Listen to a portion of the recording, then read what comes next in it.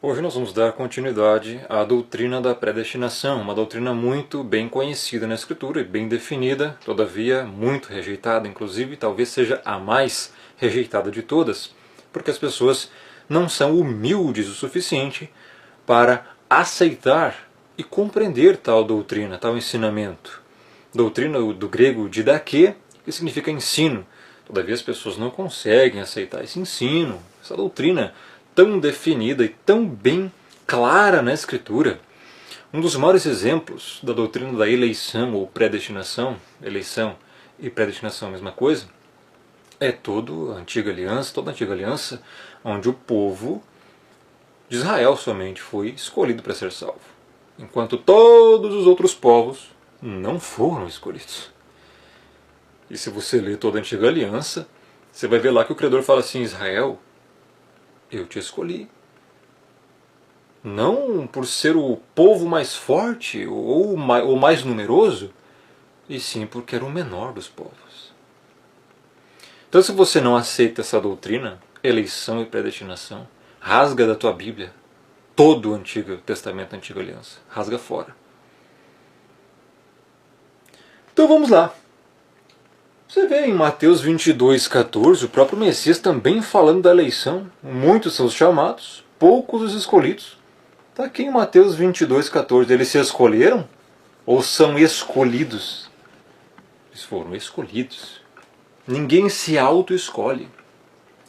Então essa doutrina, como eu já deixei muito bem claro nos vídeos passados, sobre a depravação total, você primeiro tem que entender a depravação total para depois entender a predestinação, senão você não vai conseguir entender.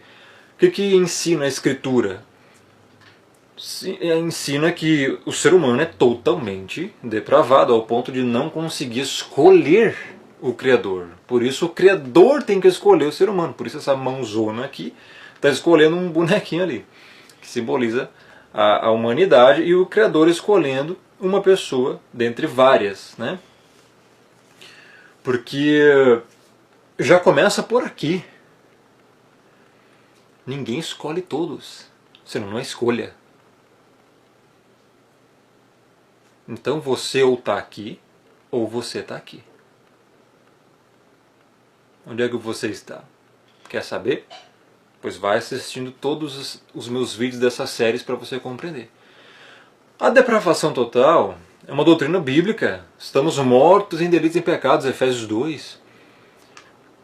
Então Romanos 3,10 vai falar que não há um justo sequer, não há quem entenda, não há quem busque o Criador. Se você não busca o Criador, como é que você faz para ser salvo? Exatamente, você não faz para ser salvo. Ninguém faz para ser salvo. Ninguém faz nada para ser salvo. Quem faz alguma coisa para tentar ser salvo são todas as outras religiões.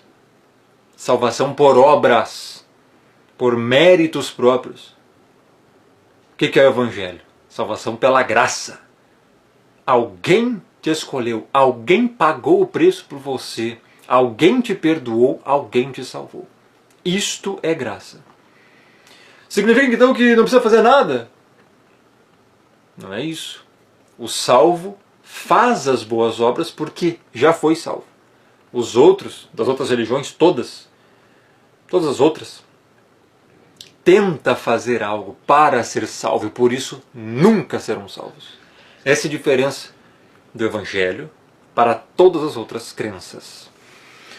Mas você precisa primeiro compreender que você é incapaz de escolher o Criador, por isso que o Criador tem que te escolher. Se você é incapaz de escolhê-lo, como é que você vai ser salvo? Alguém tem que escolher. Por isso a doutrina da predestinação, que está na Bíblia. Nós vamos ver aqui. Um dos textos mais difíceis da Escritura, nós vamos abordar aqui agora.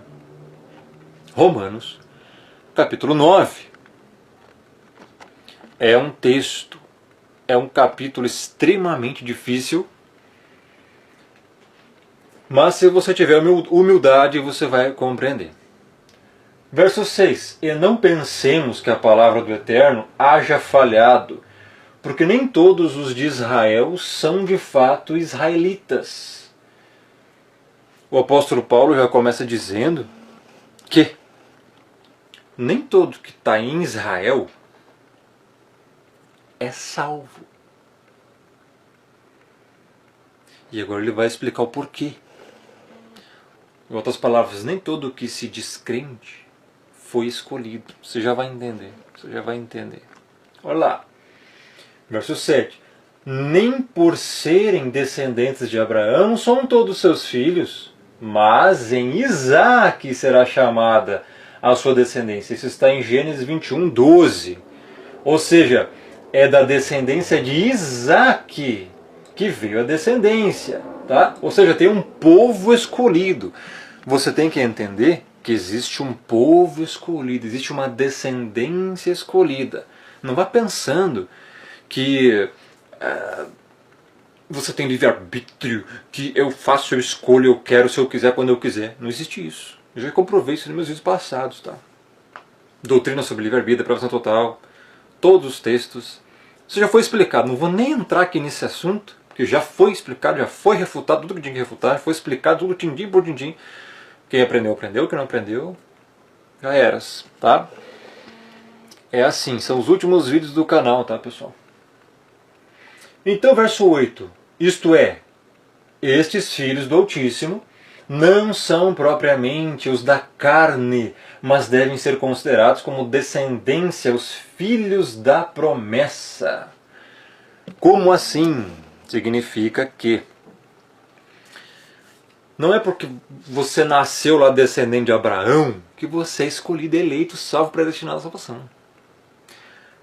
Fisicamente aqui, ó, os filhos, né, não são os propriamente da carne, mas os filhos da promessa. Que promessa é essa agora? Nós vamos ver. Então olha lá, vai prestando atenção aí porque é um assunto bem complexo, tá, pessoal? Verso 9. Porque a palavra da promessa é esta: por esse tempo virei e Sara terá um filho. Está lá em Gênesis 18, 10. E não ela somente, mas também Rebeca, ao conceber de um só, Isaque, nosso pai. Está lá em Gênesis 25, 21, se você quiser conferir. E o que acontece? Tiveram gêmeos, e ainda não eram os gêmeos nascidos. Agora preste atenção, que agora começa a predestinação. Nem tinham praticado o bem ou o mal, para que o propósito do Eterno, ou seja, do Criador, quanto à eleição, prevalecesse não por obras, mas por aquele que chama. E aqui já entra o assunto complexo. Que se você não compreender isso aqui, você não vai compreender a eleição, a predestinação, a doutrina bíblica, o como o Criador age. Você diz que conhece o Criador, mas rejeita isso aqui, então você não conhece o Criador. Olha só. Tiveram filhos, gêmeos. Não tinham ainda praticado o bem ou o mal. Olha o que o apóstolo Paulo dá ênfase aqui. Você acha que isso aqui é por um acaso? Isso aqui é uma doutrina que faz toda a diferença. Porque quem crê no livre-arbítrio coloca em si os méritos da salvação. Eu escolhi crer, eu decidi crer, eu escolhi o Criador, eu que quis escolher o Altíssimo. Então você vai chegar naquele dia do julgamento, não, eu te escolhi. Não. Isso é mérito próprio. Isso é salvação por méritos, não existe. É quase como que a pessoa quer tentar ser salva pelas obras, por esforço próprio. A glória da salvação é totalmente do Criador. Por isso que está escrito aqui. Os gêmeos eram gêmeos ainda. Você acha que foi por um acaso que nasceram gêmeos? Inclusive eles escolheram nascer gêmeos. Inclusive eles escolheram nascer. Pois é, tem gente que acredita em livre-arbítrio. Gêmeos nascidos não eram, nem tinham praticado o bem ou o mal. Não tinham feito nada. Por quê? Para que o propósito do Eterno quanto à eleição prevalecesse. Eleição, alguém elege, alguém escolhe. Não por obras, mas por aquele que chama. Quem te chama? A pergunta é: quem te chama para ser salvo? O Criador. Então quem que elege? O Criador. O que é eleição? Alguém escolher. Quando você vai votar aí para presidente, você vai fazer uma eleição. Você está numa eleição, você vai votar, você vai escolher entre um e outro. Você vai escolher um e vai rejeitar o outro. Isso é eleição. Está entendendo? Espero que sim. Então, porque nós vamos avançar, o tempo é curto e são muitos textos. Verso 12. Já fora dito a ela, o mais velho será servo do mais moço. Está lá em Gênesis 25, 23, se você quiser conferir. Agora que vem coisas mais complexas ainda. Verso 13. Como está escrito, amei Jacó, porém me aborreci de Esaú. Isso aqui tem Malaquias 1:2, se você quiser conferir. E agora eu te pergunto. O Criador ama a todos? O Criador ama a todos? Deus ama a todos, quer que todos sejam salvos. Amei Jacó e aborreci de Esaú. Explica isso. Ele amou... Me diz se ele amou Esaú aqui. Aqui está escrito que amou Esaú? Que amou a todos? Não, ele amou Jacó. Porém, não Esaú. Como é que você explica essa passagem? Bíblia. Só estou falando Bíblia aqui. Mais nada. Bíblia. Tá. Pois é, ele não amou Esaú. Não amou Esaú. E daí o apóstolo Paulo, parece que ele já sabe o que você vai pensar, e ele escreve assim, ó, no verso 14 lá. Ó. Que diríamos, pois, a injustiça da parte do Criador? Essa aqui é uma pergunta para você. Porque você agora está pensando assim, nossa, não, mas peraí. Então o Criador não amou a todos? Não, mas isso é injusto. Deus é bom, tem que amar todos. Isso é na sua concepção limitada e humanista. O apóstolo Paulo está te perguntando aqui, ó, a injustiça da parte do Criador, por um acaso? Você está chamando ele de injusto? Você está chamando o Criador dos céus e da terra, que fez o ser humano, de injusto? Tem mais coisa? Verso 15, verso 14 ainda, de modo nenhum. Ele não é injusto. Você já vai entender o porquê, ó. Verso 15. Pois ele diz a Moisés, terei misericórdia de quem me aprouver ter misericórdia, e compadecer-me-ei de quem me aprouver ter compaixão. Está lá em Êxodo 33, 19. O que você tem que entender é o seguinte. Não é você que determina as coisas. Você não manda em nada. O Criador tem misericórdia de quem Ele quer. O Criador salva quem Ele quer. Ele é que te fez. Ele fez a humanidade. Ele que fez o mundo. Toda a criação, céus e terra. Ele que decide tudo.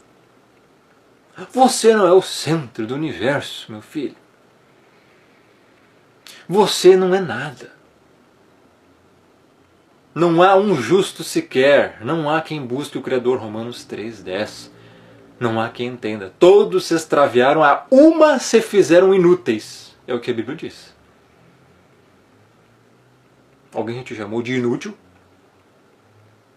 Eu não tenho autoridade para te chamar de inútil. Mas o Criador tem. Então, como Romanos 6:23 fala que que o salário do pecado é a morte, Romanos 3:23 fala que todos pecaram, carecem da glória do Pai, todos estão fadados à condenação. Então, tem que entender que todos já nascem condenados. Por isso que ele fala aqui, ó, eu terei misericórdia de quem me aprouver ter misericórdia. Eu terei compaixão, misericórdia de quem eu quiser. É isso que significa. Tá? Vamos continuar. Te falei que era pesado, mas é verdade. Verso 16. Assim, pois, não depende de quem quer ou de quem corre, mas de usar o Eterno a sua misericórdia. Vai cada vez estreitando mais o caminho para você. Olha só. Não depende de quem quer ser salvo. Ah, eu quero ser salvo, vou fazer tal coisa para alcançar a salvação. Não, não depende disso. O Evangelho, a graça e a salvação não dependem dessas coisas. Está aqui, ó. Não depende de quem quer ou de quem corre, mas do Criador, do Eterno, usar a sua misericórdia. O que é misericórdia? Poupar do sofrimento. ele se compadece, tem compaixão. Ele tira a punição, ele escolhe não punir ou aliviar o sofrimento, aliviar a dor. Esse é o sentido de misericórdia. Então ele vai te livrar da condenação, essa é a misericórdia. E a graça é o favor imerecido, do grego charis, que então vai te salvar. Duas coisas, misericórdia e graça.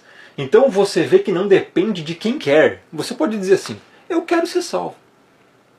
Se você diz isso, é porque você já foi tocado pelo Espírito.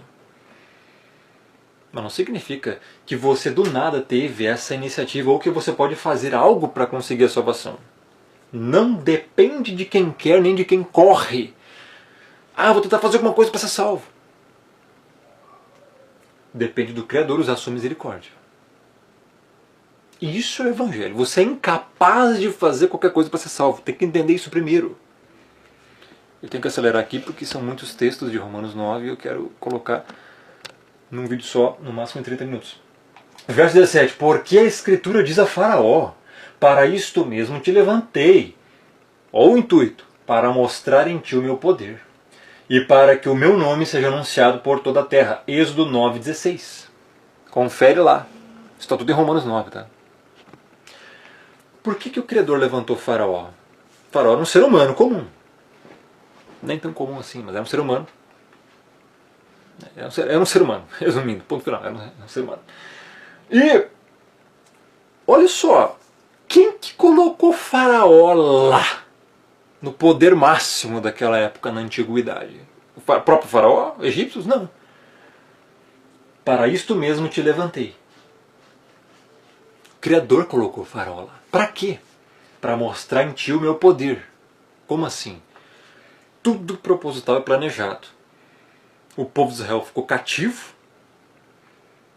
e o Criador chama Moisés para libertar o povo das garras de Faraó. E mostrou as 10 pragas lá. E Moisés falando, olha, o eu sou me enviou a vós. O Eterno. Então, com qual intuito o Criador levantou o Faraó? Para mostrar em Faraó o poder dele e para que o nome dele seja anunciado por toda a terra. Depois daquilo, o nome do Criador se espalhou. Por causa dos feitos, por causa das pragas que o próprio Criador fez cair no Egito. As pragas do Egito. Está entendendo? Faraó, a Bíblia fala lá que, já vamos entrar aqui, que foi endurecido o coração dele, para ele não libertar o povo, para que as pragas viessem. Então, verso 18, logo tem ele misericórdia de quem quer, e também endurece a quem lhe apraz. E aqui chega na questão do Faraó. Porque Faraó, a Bíblia diz que ele foi endurecido, o coração de Faraó ficou endurecido, para não soltar o povo de Israel logo nas primeiras pragas, e assim chegar até a última, para que tudo aquilo acontecesse, para que então o poder do Criador fosse manifesto à terra, no meio dos povos. Está entendendo? É assim. Então, olha, aqui diz que o Criador também endurece quem lhe apraz, quem ele quiser. Então veja, Romanos 9, Bíblia, só isso. Aí, você já deve estar aí pipocando de raiva. E o que o apóstolo Paulo diz para você? Tu, porém, me dirás, de que se queixa ele ainda? Pois quem jamais resistiu à sua vontade? E aí é um assunto bem complexo. A questão de resistir ao Espírito vídeos mais pra frente, não vai ser nesse. Mas o apóstolo Paulo pergunta assim, não, mas como assim? Não, o ser humano está sendo controlado pelo Criador, não pode. Não, isso é injustiça. Isso não, nós temos livre-arbítrio, somos livres totalmente. Ele pergunta aqui para você, ó, quem jamais resistiu à sua vontade? Você consegue resistir à vontade do Criador? Você é mais poderoso então que o Todo-Poderoso? Que lógica é essa, hein? Que lógica é essa? Isso não é concebível nem na mente de uma ameba. Não é possível. Então, esse é o cenário que Romanos 9 vai trazer para nós que Romanos 9 é nada mais que um resumo de toda a Escritura, né, basicamente. Não um resumo completo, mas um resumo de alguma coisa. Então você está relutando quanto a essa doutrina. E ele pergunta para você, mas de que se queixa ele ainda? Tipo, significa assim, como assim que ele faz a pessoa se endurecer, mas vai julgar a pessoa? Calma aí, ele pergunta, mas quem jamais resistiu à sua vontade? Mas tem mais. Tem que entender todo o contexto para compreender isso aqui. Se você ainda continua relutando, então olha o que o apóstolo Paulo diz para você. Verso 20. Quem és tu, homem, para discutires com o Criador? Porventura pode o objeto perguntar a quem o fez, por que me fizeste assim? E tem uma referência aqui em Isaías 45, 9 e Jeremias 18, 6. Você é uma criatura, você foi criado. Você pode perguntar a quem te criou, por que me fizeste assim? Você pode relutar com isso? Você escolheu não nascer? Você escolheu a cidade que você nasceria? Escolheu quem seriam seus pais? Você está escolhendo não gostar disso? Ou você consegue escolher apreciar essa doutrina? Veja que está tudo acontecendo aí na sua mente, no seu coração, automaticamente. Você não tem controle sobre nada. Você não tem nem como perguntar, ó. Você é um objeto, está dando um exemplo aqui. Perguntar a quem eu fiz. Por que me fizeste assim? Você não tem nem como perguntar isso. Você só pode aceitar. Então tem mais coisa aqui, olha lá. No verso 21. Ou não tem o oleiro direito sobre a massa para do mesmo barro fazer um vaso para honra e outro para desonra? E aqui é bem complexo. Porque o que o apóstolo Paulo está querendo nos dizer? Somos vasos de barro. Somos vasos de barro feitos pelo oleiro. Quem é o oleiro? É o Criador. Você é só um objeto, um vaso de barro. E aqui, não tem o oleiro o direito sobre a massa? É uma massa de barro só. Tem que entender isso aqui. O apóstolo Paulo está dando sempre a comparação de um e de outro. Então, da mesma massa, do mesmo barro, ele fez um vaso para honra, para ser salvo, e outro para desonra. Um vaso de qualidade inferior. É um vaso, mas é qualidade inferior. Não é para honra. Entende esse contexto? Que o Criador está levantando pessoas para mostrar o seu poder e escolher outras para também mostrar o seu poder? Então, olha só. Vai vendo aonde isso vai chegar agora. Vai vendo. Verso 22. Que diremos, pois, se o Eterno, querendo mostrar a sua ira e dar a conhecer o seu poder, suportou com muita longanimidade os vasos de ira preparados para a perdição? Olha isso. Aí o negócio fica pesado. Esta é uma doutrina que as pessoas rejeitam. Mas a Bíblia diz, a Bíblia ensina que o Criador também quer mostrar a sua ira. Para isso vai existir o lago de fogo, o Guiena, a segunda morte. Do contrário, não existiria.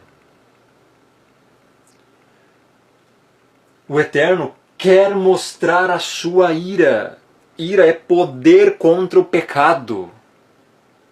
E também contra o pecador. Não tem como você separar isso.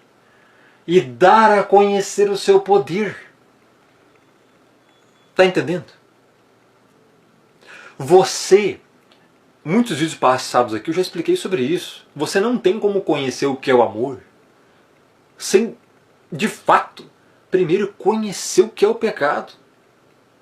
Como é que você vai conhecer o que é o amor, a salvação, a graça, a glória, se você não está numa condição de experiência própria de vida indigna? Porque o que é o amor? O amor é você sacrificar-se por alguém, entregar-se por alguém que não merece. Isso é o amor. É um serviço de você fazer algo por alguém que não merece esse serviço. É pagar por algo que alguém está devendo sem que aquele possa merecer esse benefício. Sacrificar-se incondicionalmente por quem não merece. Isso é amor. Isso é amor verdadeiro. Como é que você vai saber o que é isso? Se você não estiver numa condição para talvez um dia receber esse amor. E como você vai estar nessa condição? Conhecendo o pecado. Pecando e sendo merecedor da condenação. Por isso veio a lei. Por isso o Criador quis todas as coisas assim.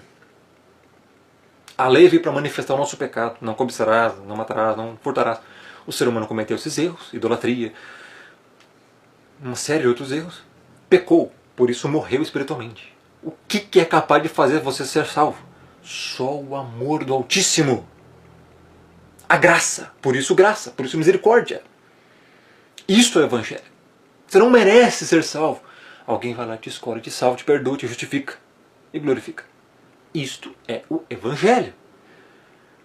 Essa é a diferença do Evangelho para todas as outras religiões e crenças no mundo. Então, ele quer mostrar o seu poder de todas as formas. Inclusive a sua ira. É um texto que a maioria rejeita. Não, isso aqui da Bíblia vamos apagar, vamos rejeitar isso aqui. Não existe isso. Por que ele vai condenar os ímpios? O Criador vai condenar os ímpios. Quem não for escolhido vai ser condenado. Porque ele quer mostrar o seu poder e a sua ira. O poder contra o pecado, para mostrar que ele é justo. Nós já vamos entrar num assunto lá que quem for condenado, na verdade, não está recebendo injustiça ou maldade. Está recebendo justiça. Porque você pecou. Você é merecedor da condenação. Está entendendo? Então o Criador, quando condena, não é injusto. Ele só está cumprindo a sua justiça. Se ele deixar o pecador impune, cadê a justiça? É justo um juiz terreno que solta um ladrão bandido? Não. Então por que o Criador tem que ser? Não é assim que funcionam as coisas. Então ele continua lá, ó. Suportou com muita longanimidade, ó, outro atributo do Criador, longânimo, os vasos de ira preparados para a perdição. Olha isso. Nós vimos antes que vaso de ira tem vasos para honra e vasos para desonra. Os vasos de ira são as pessoas não salvas. É quem vai ser condenado. E os vasos de misericórdia, que nós vamos ver daqui a pouco, são os salvos. É quem ele resolveu mostrar sua misericórdia, sua compaixão. Livrar da condenação. Isso é misericórdia. Então ele suportou com muita longanimidade, paciência, os vasos de ira. Só que esses vasos de ira é o quê? Foram preparados para a perdição. Isso é o que a Bíblia diz, cara. Então não adianta as pessoas começarem a me taxar aqui, calvinista, não sei o quê, prega um Deus tirano, prega um diabo, o Rômulo prega o diabo. Bíblia, Rômulo, rasga então da tua Bíblia isso aqui e não se diga crente. Preparado para a perdição. O que significa isso? Da mesma massa, ele fez vasos de barro, honra e desonra. Para a honra e para a desonra. E os vasos de ira, que são os mesmos vasos de desonra, foram preparados já para a perdição. Como é que você explica isso aqui se o lago de fogo nem existe ainda? Ninguém foi lançado no lago de fogo, porque não houve julgamento ainda para isso. O julgamento vai acontecer depois que o Messias voltar. Já foram preparados para a perdição. Já está escrito aqui, ó, há mais de 2000 anos atrás. Há alguma possibilidade desses vasos de ira que foram preparados para a perdição não serem lançados no lago de fogo? Para você dizer que há uma possibilidade, você tem que dizer que a escritura está errada. Você tem que rasgar da sua Bíblia toda a Antiga aliança. Todo o Antigo Testamento. De Gênesis a Malaquias. Rasga tudo. Pois é. Bom, pessoal, já deu 30 minutos, mas eu tenho mais texto aqui, para você ver que o assunto não é fácil. Vamos continuar aqui. 23. A fim de que também desse a conhecer as riquezas da sua glória em vasos de misericórdia, que para a glória preparou de antemão, os quais somos nós, igreja, eleitos, a quem também chamou, ó, eleição, chamado, não só dentre os israelitas, mas também dentre os gentios. Então você pode notar que o Criador quer mostrar seu poder também para salvar os eleitos, a igreja, os vasos de misericórdia, que preparou também de antemão. Ou seja, de antemão. Em Efésios 1, 4 e 5 vai dizer que é antes da fundação do mundo. Ele já escolheu os que foram salvos. Se ele escolheu os que foram salvos antes da fundação do mundo, os que serão condenados também foram rejeitados antes da fundação do mundo. É o que a Escritura diz. Então, não só dentre os israelitas, mas também dentre os gentios, ou seja, todos, né, pessoas de todos os povos, é o que o apóstolo Paulo está querendo dizer. Então, para resumir, para esse vídeo não ficar muito longo, até porque o cérebro só consegue entender 30 minutos, vou acabar aqui. Ó. A palavra é misericórdia. A humanidade já nasce condenada, ele salva quem quer. Essa é a essência de Romanos 9. Eu vou completar a exegese de todo esse versículo que eu li e expliquei agora nos próximos vídeos, tá? Aqui, ó, tá? Então você fique ligado porque não acabou. Isso aqui é só a introdução ao Romanos 9, só li o texto basicamente. Tem muito mais coisa, tá? Então é muito complexo mesmo, vale você a pena ver. Olha só, a palavra é misericórdia. Ele não está cometendo injustiça com ninguém, ele está sendo misericordioso, porque você já nasce condenado. Se você um dia for salvo, você tem que agradecer. Aliás, tem que agradecer agora, por estar ouvindo esse vídeo aqui. Você tem que agradecer porque isso aqui é doutrina que talvez é muito difícil você encontrar por aí. Tá? A maioria não vai te explicar isso aqui. A maioria vai te ocultar isso aqui e dizer que isso aqui é de Satanás ainda. Já estou até vendo aí hereges no YouTube falar, porque o Romulo agora virou satanista. Olha lá, o herege falando do predestinação. Eu sei porque já teve esses animal bípede. Mas é lamentável. Mas essa é a verdade, meu irmão. Não tem como fugir disso. Bom, vou explicar mais sobre isso nos próximos vídeos. Ele salva quem quer. Ele é que manda. O ser humano tem que se colocar a sua insignificância, reconhecer que ele é o autor de tudo. Ele faz o que ele quer. Ele que é o dominador. Ele que é o soberano. A doutrina da soberania divina é uma coisa extremamente ocultada, rejeitada nesses tempos. É lamentável. As pessoas não conhecem o Criador. Mas esse é o Criador. Ele faz o que quer. Reconheça isso. Se dobre a Ele. Ele é o autor de tudo. Você deve reconhecer Ele como soberano. Ele faz o que quer. Ele salva quem quer e condena quem quer. É isso que a Escritura diz. Mas enfim, novas explicações nos próximos vídeos. Não perca, tá? Canal do Romulo no YouTube. Grande abraço, fique na paz. Deixa o like, isso ajuda muito, tá? Engajamento e compartilhe com seus amigos. Isso também ajuda. Visite o canal regularmente, porque estou postando esse vídeo aqui, talvez sejam os últimos vídeos do canal, ok? Valeu!